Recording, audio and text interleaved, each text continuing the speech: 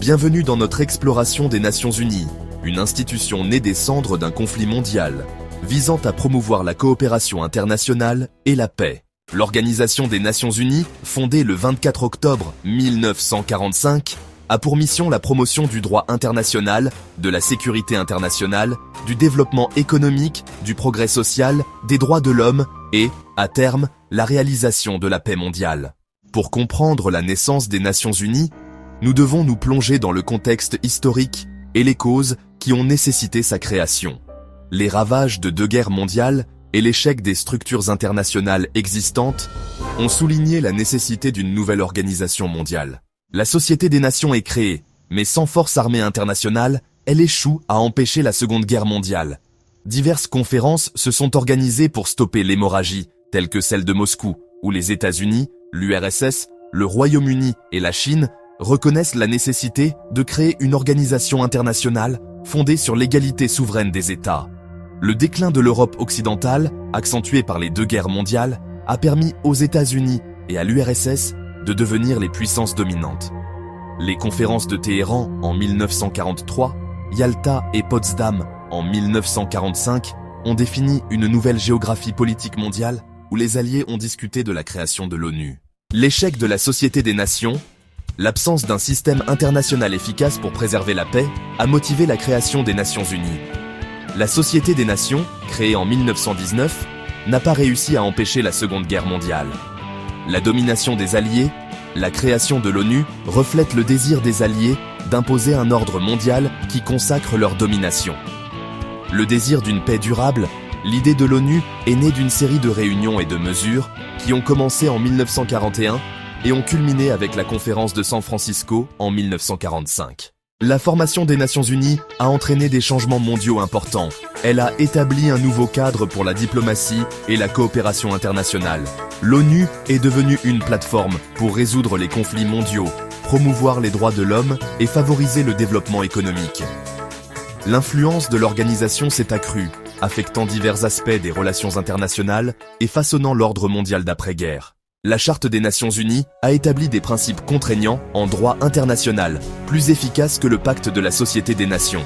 Les Nations Unies ont encouragé le mouvement de décolonisation en affirmant la souveraineté de chaque État, comme en témoigne le vote sur la question algérienne et la déclaration de 1961 sur l'indépendance des colonies. L'ONU a été influencée par la guerre froide, comme le montre l'intervention en Corée. Les Nations Unies ont connu plusieurs étapes clés d'action tout au long de leur histoire. Initialement, l'accent était mis sur la promotion de la paix et de la sécurité au lendemain de la Seconde Guerre mondiale. Au fil des décennies, l'ONU a élargi son mandat pour inclure un large éventail de questions, des droits de l'homme au développement durable. Chaque étape a été marquée par des jalons et des défis importants, façonnant l'évolution de l'organisation et son impact sur la scène mondiale.